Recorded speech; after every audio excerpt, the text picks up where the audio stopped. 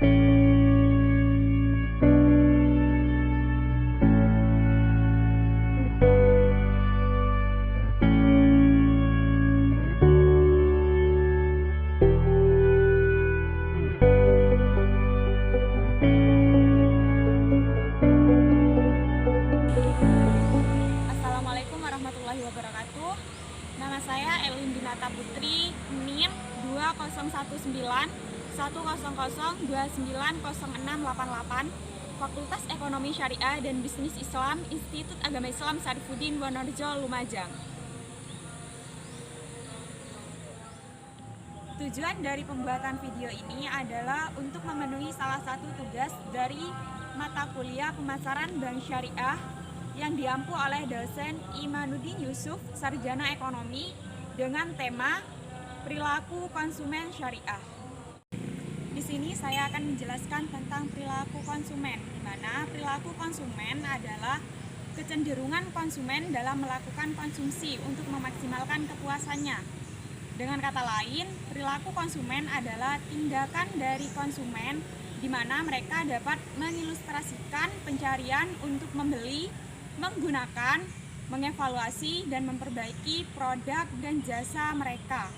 Di sini, perilaku konsumen mempelajari bagaimana manusia memilih antara berbagai pilihan yang ada di hadapannya dengan memanfaatkan sumber daya yang dimiliki.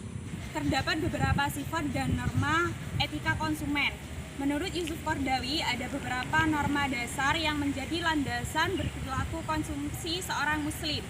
Di antaranya, yang pertama itu adalah membelanjakan harta dalam kebaikan dan menjauhi sifat kikir. Nah, sudah jelas di sini bahwasanya harta yang diberikan oleh Allah Subhanahu wa taala kepada kita itu bukan hanya digunakan untuk memenuhi kebutuhan kita saja, melainkan sebagai sarana untuk beribadah kepada Allah Subhanahu wa taala. Terus yang kedua di sini ada tidak melakukan kemubaziran.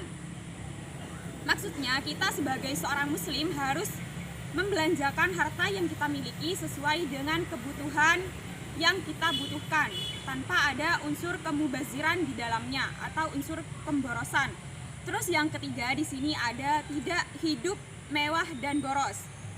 Kemewahan dan pemborosan hanya bisa menenggelamkan manusia dalam penggunaannya, sehingga sifat mewah dan boros di sini dilarang oleh Allah Subhanahu wa taala. Selain itu, ditakutkan dengan adanya sifat boros itu dapat menimbulkan unsur ketidaknyamanan di antara masyarakat yang satu dengan masyarakat yang lainnya, karena kebanyakan masyarakat dari golongan minoritas kaya dia itu akan mengejek masyarakat yang dari golongan minoritas miskin. Terus yang keempat, kesederhanaan. Maksudnya sederhana di sini yaitu membelanjakan harta pada kuantitas dan kualitas secukupnya tanpa berlebih-lebihan. Secukupnya agar tidak terjadi suatu pemborosan itu tadi.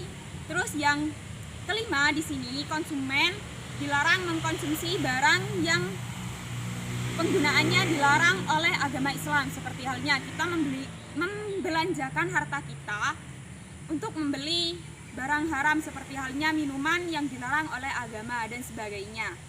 Yang selanjutnya adalah konsep penting dalam konsumsi. Pada dasarnya dalam mengkonsumsi barang itu terdapat dua hal. Yang pertama adalah kebutuhan atau hajat, yang kedua adalah kegunaan dan kepuasan atau manfaat.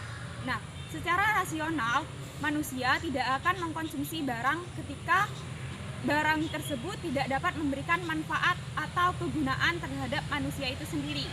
Nah, seperti yang sudah kita jelaskan tadi bahwasanya terdapat kebutuhan atau hajat, di sini maksudnya begini. Manusia merupakan makhluk yang terdiri dari berbagai unsur, baik itu berupa akal, hati, ruh, dan sebagainya.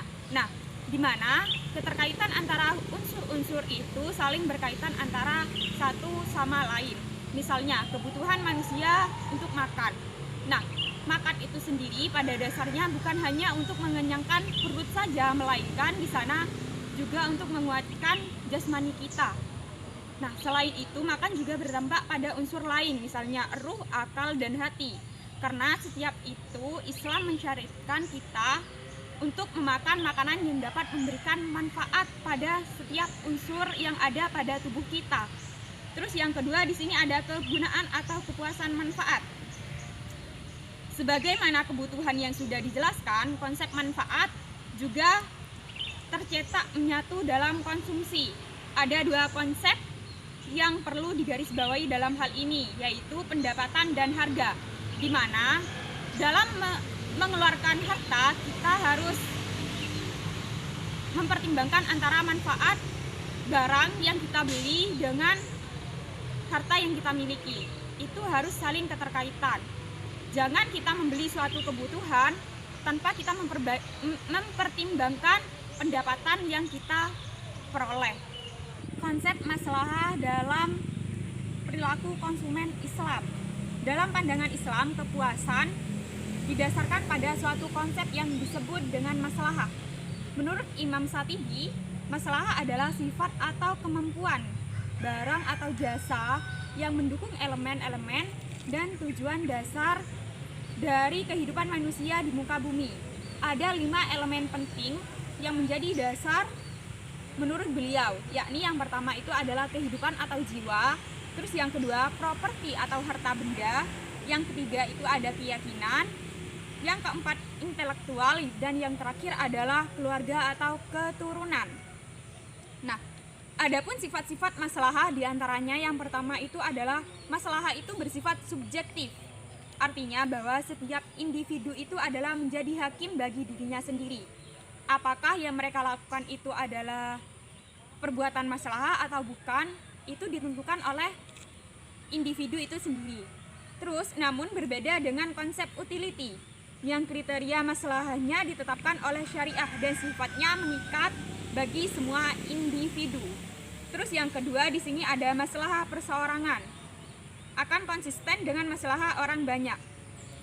Nah, maksudnya itu keadaan optimal di mana seorang itu tidak dapat mengikatkan tingkat kepuasan atau kesejahteraan tanpa menyebabkan penurunan kepuasan atau kesejahteraan orang lain. Jadi dalam hal ini keterkaitannya adalah antara individu yang satu dengan individu yang lainnya.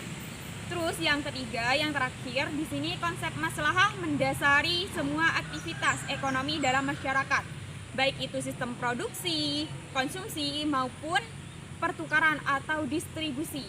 Jadi antara ketiga konsep ini saling keterkaitan antara satu dengan yang lainnya. Perilaku konsumen muslim dan perilaku konsumen konvensional.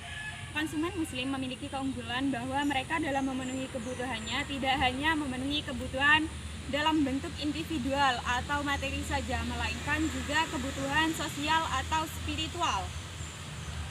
Nah, ketika konsumen muslim itu mendapatkan suatu penghasilan, baik itu berupa penghasilan mingguan, bulanan, dan juga tahunan, mereka selalu berpikir bagaimana caranya mereka itu tidak hanya menghabiskan hasil dari jerih payahnya itu untuk memenuhi kebutuhan individualnya saja, tetapi karena kesadarannya bahwa mereka hidup itu untuk mendapatkan ridho Allah, maka mereka selalu berpikir untuk membelanjakan uangnya di jalan Allah atau fisabilillah. Di sini juga dalam Islam, perilaku seorang konsumen muslim itu harus mencerminkan hubungan antara dirinya dengan Allah atau hablum minallah, dan juga hubungan antara seorang muslim dengan muslim lainnya atau hablum minannas. Nah, konsep inilah yang tidak kita temukan dalam konsep perilaku konsumen muslim di dalam konvensional. Sekian dari video saya dan terima kasih sudah menonton. Mohon maaf jika masih banyak kekurangannya. Wassalamualaikum warahmatullahi wabarakatuh.